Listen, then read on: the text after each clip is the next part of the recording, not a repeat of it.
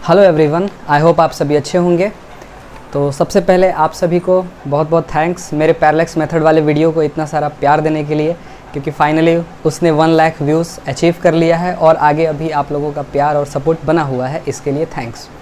आज की क्लास में हम लोग बात करेंगे सर्कुलर मोशन के बारे में, जो कि हमारे इस चैप्टर का लास्ट टॉपिक होगा। 11th का जो चैप्टर 4 है एनसीईआरटी के अकॉर्डिंग, उसमें हालांकि उसमें यूनिफॉर्म सर्कुलर मोशन दिया है, लेकिन हम यहाँ पर सर्कुलर मोशन के जो पूरे पार्ट है उसको देखेंगे। यहाँ पर हम सिर्फ काइनेमेटिक्स देखेंगे, काइनेटिक्स यानी डायनेमिक्स हम देखेंगे 5th चैप्टर में, जो कि एनसीईआरटी के अकॉर्डिंग है। तो एनसीईआरटी में जो भी दिया हुआ है उसको भी हम पढ़ते हैं, उसको थोड़ा डीप में पढ़ते हैं। तो जैसा हम पढ़ते हैं वैसा हम पढ़ेंगे। तो आइए आज की वीडियो स्टार्ट करूं। इससे पहले आप सभी से मेरा रिक्वेस्ट है कि प्लीज़ आप हमारे चैनल को लाइक, शेयर एंड सब्सक्राइब कर दें अगर नहीं किया है तो आइए वीडियो स्टार्ट करते हैं। बात आती है सर्कुलर मोशन की। ओके, तो सर्कुलर मोशन का अगर डेफिनेशन देखा जाए तो डेफिनेशन क्या होगा? When A particle moves on a circular path, then the motion is called circular motion. जब कोई पार्टिकल किसी सर्कुलर पाथ पे मूव करता है तो ऐसे मोशन को बोलते हैं circular motion. On the basis of speed, on the basis of speed circular motion 2 type का हो सकता है। कौन कौन हो सकता है आइए देखते हैं। तो सर्कुलर मोशन का जो टाइप है, पहला है यूनिफॉर्म सर्कुलर मोशन। अच्छा, दूसरा कौन सा है? Non uniform circular motion. इसमें स्पीड क्या होता है? कांस्टेंट होता है, और इसमें स्पीड वैरी करता है। ठीक है, तो स्पीड के बेसिस पे हम लोग कह सकते हैं सर्कुलर मोशन हमारे कितने टाइप का है? 2 टाइप का। यहाँ पर जो हम सर्कुलर मोशन की पढ़ाई कर रहे हैं तो यहाँ पे क्या कर रहे हैं? We study only kinematics. Kinematics आप समझ रहे हैं, बिना फोर्स के बारे में बात किए हम जितनी स्टडी करते हैं वो काइनेमेटिक्स में आता है। ओके, तो आइए सबसे पहले हम बात करते हैं यूनिफॉर्म सर्कुलर मोशन के बारे में।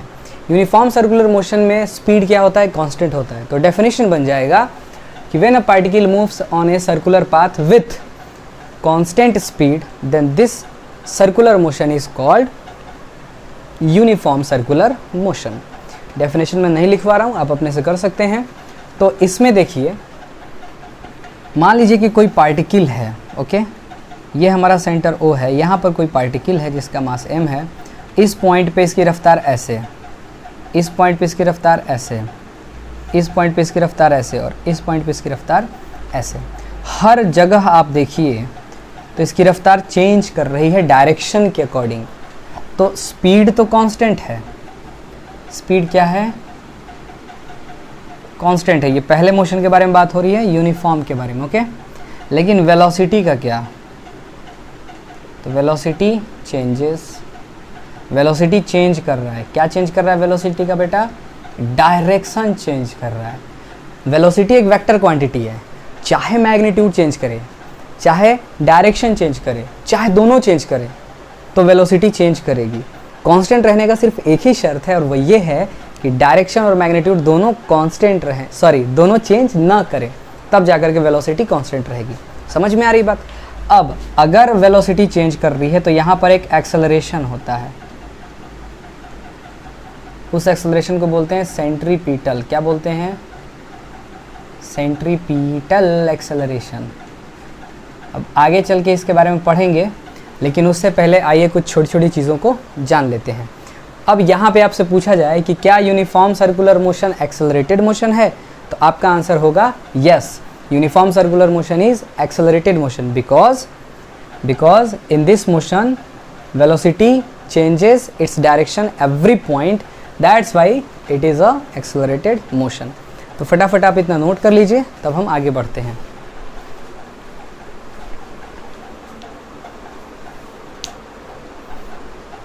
चलिए, आई होप आपने इनको नोट कर लिया है. अब आइए कुछ टर्मिनोलॉजी को देखते हुए आगे बढ़ेंगे.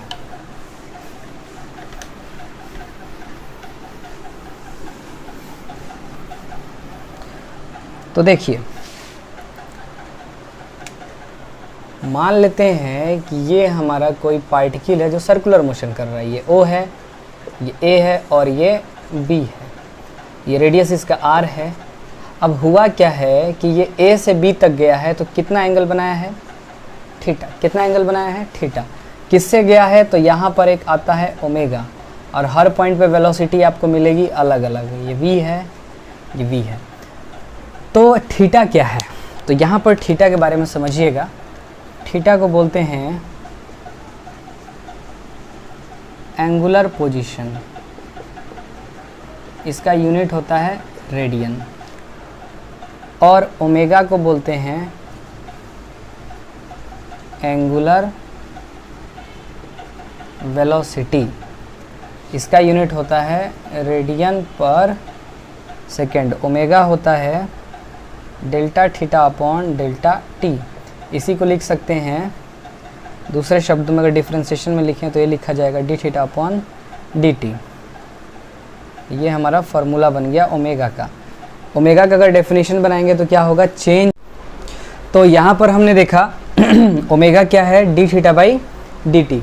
ये जो है ये है हमारा एंगुलर वेलोसिटी, जिसकी एसआई यूनिट होती है रेडियन पर सेकेंड.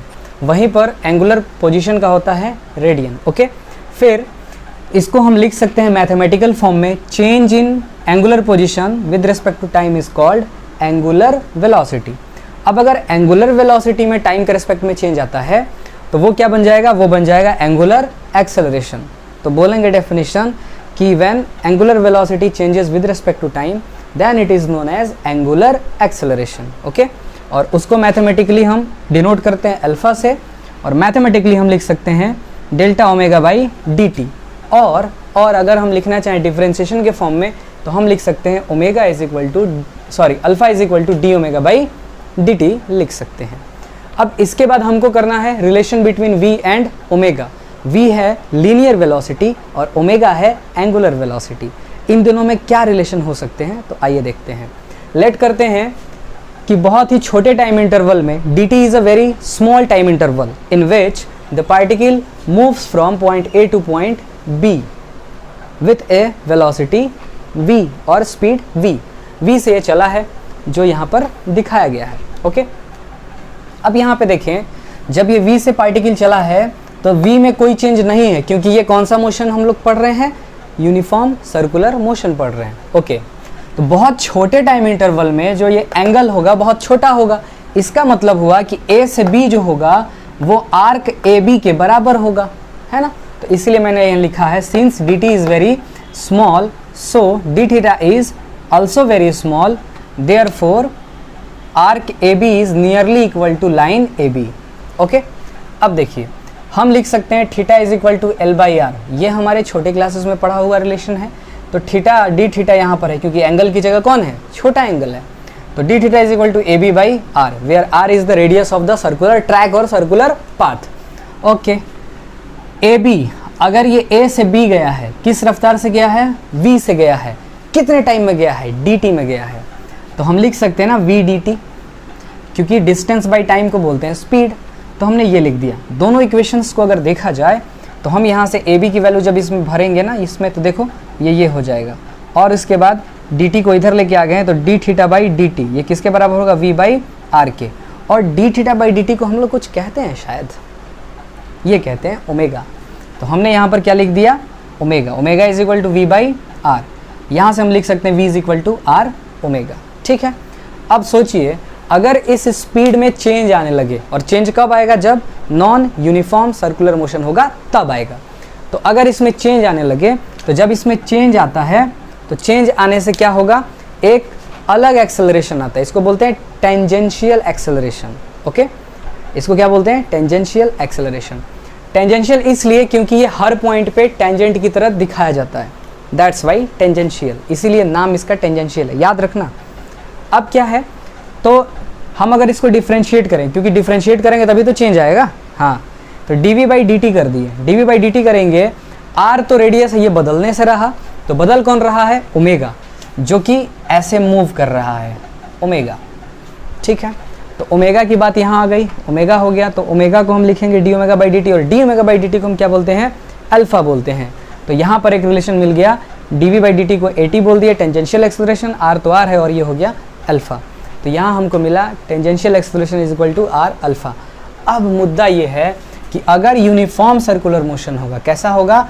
अगर यूसीएम होता है, यूसीएम शॉर्टकट में बोलते हैं यूनिफॉर्म सर्कुलर मोशन को, तो अल्फा भी ज़ीरो होगा, टेंजेंशियल भी ज़ीरो होगा। समझ में आई बात? तो ये था हमारा रिलेशन, जिनमें ये पॉइंट्स हमारे बहुत इंपॉर्टेंट हैं, इन पे कुछ क्वेश्चंस भी होते हैं। तो पहले हम पूरा डेरिवेशन आपको करा देते हैं, उसके बाद ओमेगा, अल्फ़ा, थीटा, इन सब के डायरेक्शंस के बारे में मैं आपको बताऊंगा, ठीक है। तो फटाफट आप इनको नोट कर लीजिए, ओके, तब हम आगे बढ़ेंगे।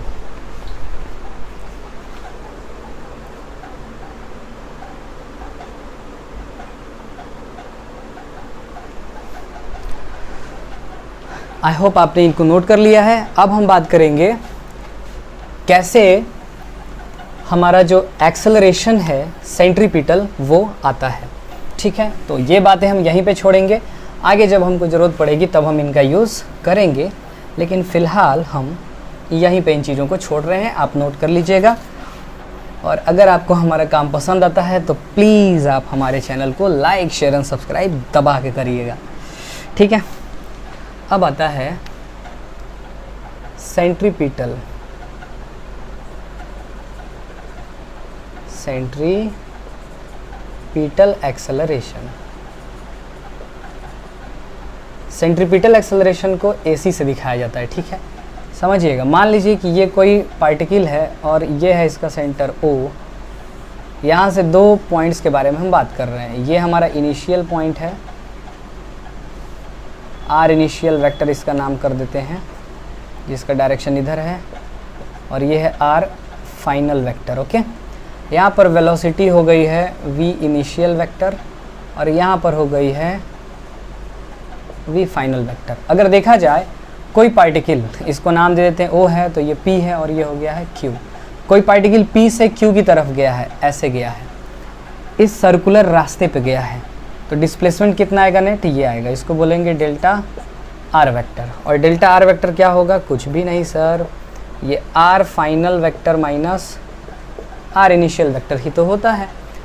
तो ये जो एंगल बना इसको हमने बोल दिया डेल्टा थीटा। क्या बोल दिया? Delta theta. जैसे डी थीटा लिया था, तो यहाँ पे टाइम कितना ले लेंगे? डेल्टा टी ले लेंगे। कितना टाइम ले लेंगे?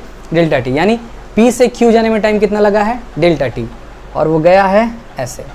ठीक इसी के समानांतर अगर आप देखना चाहें तो जो वेलोसिटी है उसमें क्या हो रहा है, उसमें क्या चेंजेस आ रहे हैं, उसको हम देखते हैं। तो एक वेलोसिटी हमको ऐसे मिल रही है और एक ऐसे मिल रही है। देखिए जैसे है वैसे हमने इनको बना दिया है।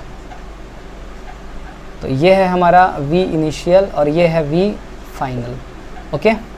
तो यहाँ पे हमको मिलेगा रिजल्टेंट ऐसे इस तरफ, तो इसको हम बोल देंगे delta v vector.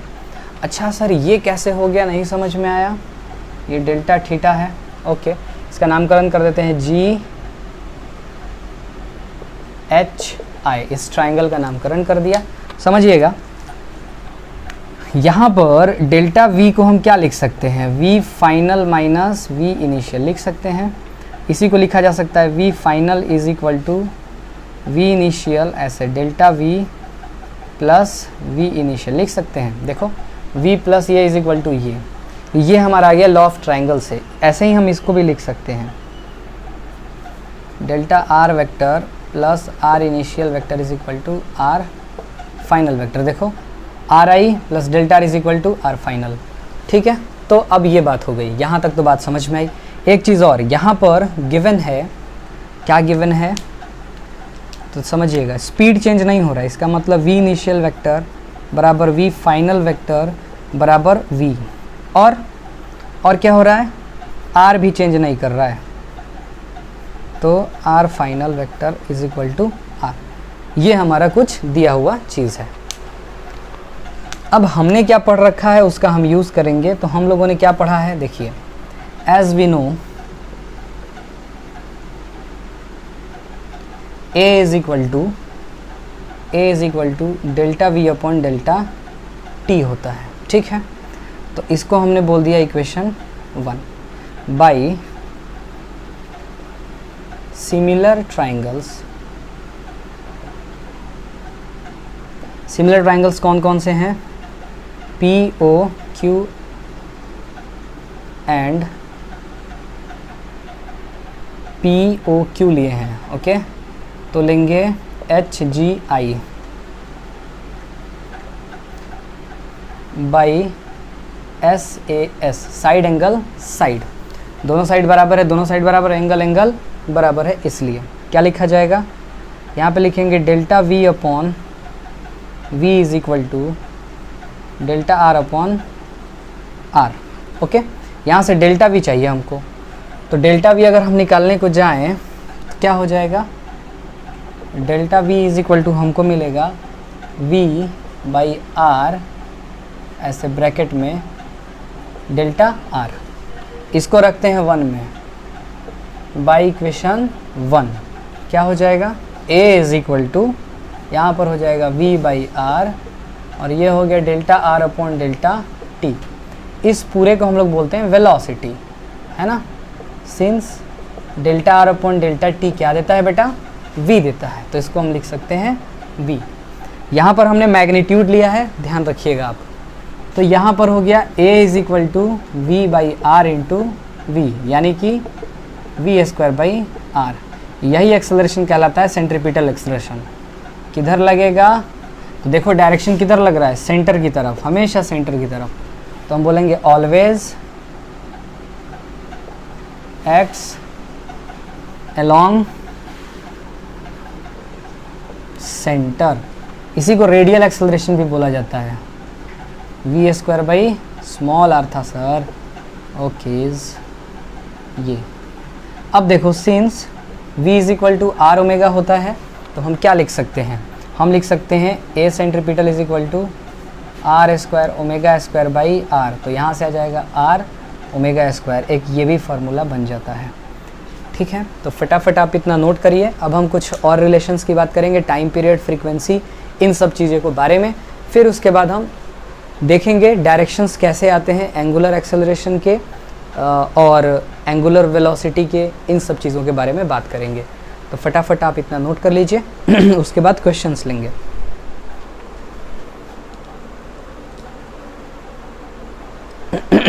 I hope आपने इनको नोट कर लिया है, ठीक है। तो ये रिलेशन बड़ा इंपॉर्टेंट है। सेंट्रीपिटल एक्सेलरेशन बहुत ज़रूरी है। अगर यूनिफॉर्म सर्कुलर मोशन हो रहा है तो सेंट्रीपिटल एक्सेलरेशन का होना बहुत ज़रूरी है, ठीक है। तो अब बारी आती है टाइम पीरियड और फ्रीक्वेंसी की, ओके। तो टाइम पीरियड क्या होगा, टाइम पीरियड क्या होता है, time required to complete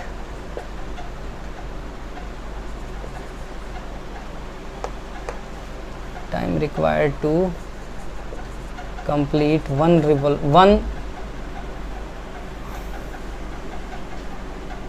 revolution।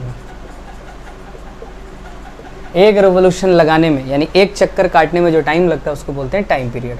अगर हम इसको t से करें तो एक चक्कर में काटने पर कितना डिस्टेंस चला होगा, 2 पाई r चला होगा, और कितने से चला है, v से चला है, r है, ये ऐसे दिया हुआ है, कितने से जा रहा है, v से जा रहा है। तो यहाँ पर हम जानते हैं, लिख सकते हैं 2 पाई r, v को हम लिख सकते हैं r ओमेगा, क्यों, क्योंकि v is equal to r omega होता है, चाहे यूनिफॉर्म सर्कुलर मोशन हो चाहे नॉन यूनिफॉर्म सर्कुलर मोशन हो, ये रिलेशन दोनों में वैलिड होता है, ओके। अब देखिए यहाँ से r ने r को उड़ाया तो t की वैल्यू हमको मिल गई 2 pi by omega, okay. Frequency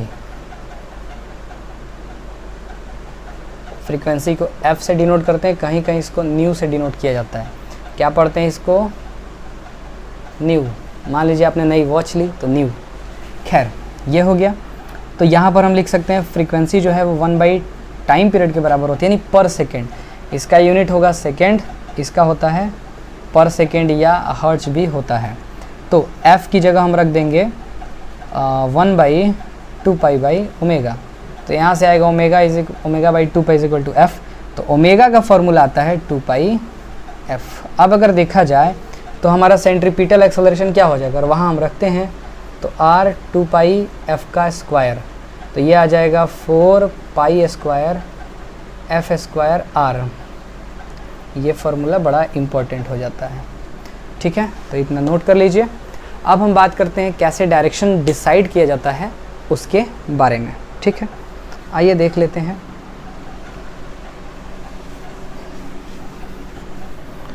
जहाँ तक बात है डायरेक्शन डिसाइड करने की, तो समझिएगा, मान लीजिए कि कोई पार्टिकल है ऐसे, ये A से B गया, ठीक है। तो ऐसे गया ओमेगा, ये एंगल हो गया थीटा। तो देखा जाए थीटा कैसे गया है, ऐसे गया है। तो डायरेक्शन कैसे होगा, राइट हैंड थंब रूल से निकालते हैं। किससे निकालते हैं, RHTR। अगर आप RHTR नहीं समझ रहे हैं तो वेक्टर वाला वीडियो देखें, उसमें क्रॉस प्रोडक्ट देखें, उसमें हमने इसको बहुत अच्छे से समझाया है, ठीक है।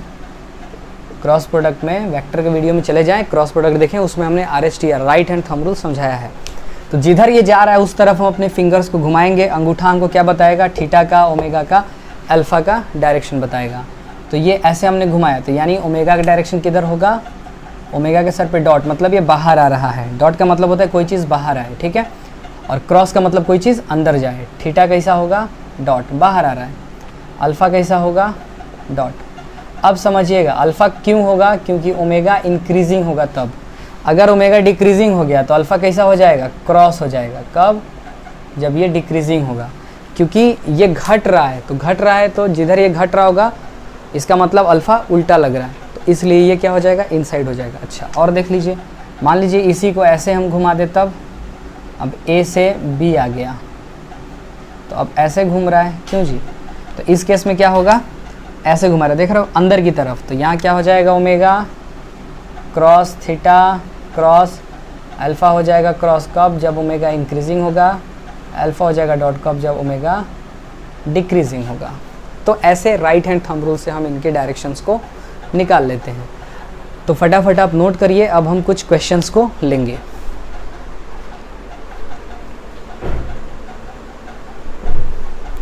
आई होप आपने इनको नोट कर लिया है।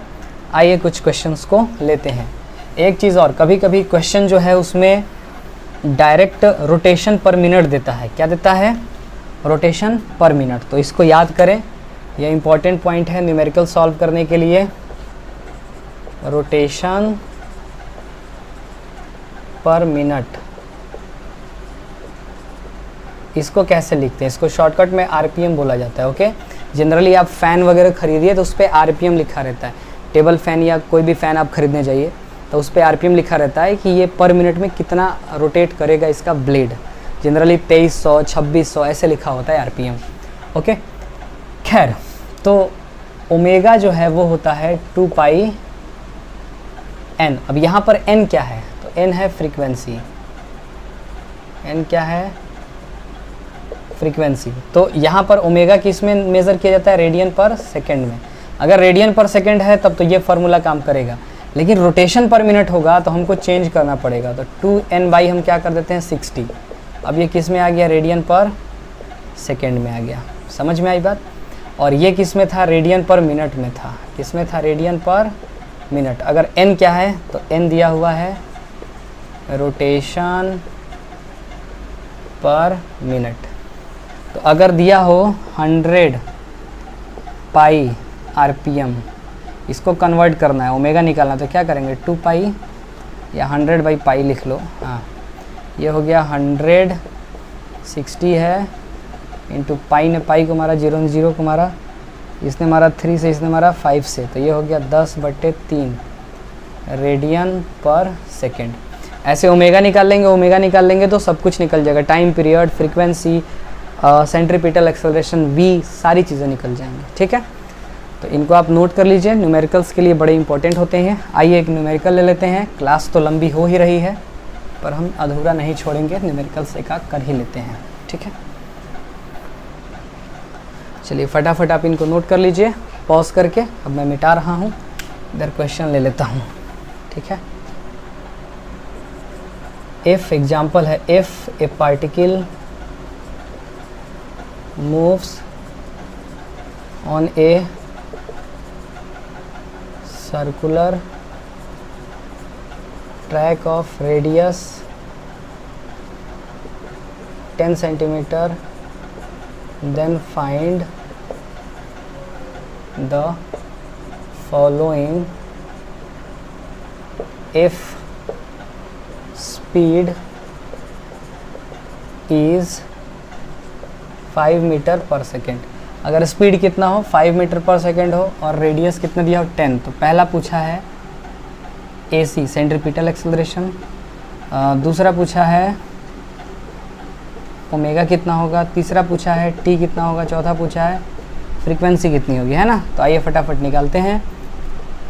सॉल्यूशन में क्या क्या दे रखा है, R दे रखा है 10 सेंटीमीटर, पहले आप ट्राई करिए फिर हमारा आंसर देखिए। और क्या दे रखा है, V दे रखा है 5 मीटर पर सेकेंड। इसको चेंज करेंगे तो 10 × 10⁻²मीटर मीटर हो जाएगा। AC निकालना है तो AC इज इक्वल टू क्या होता है, V²/R।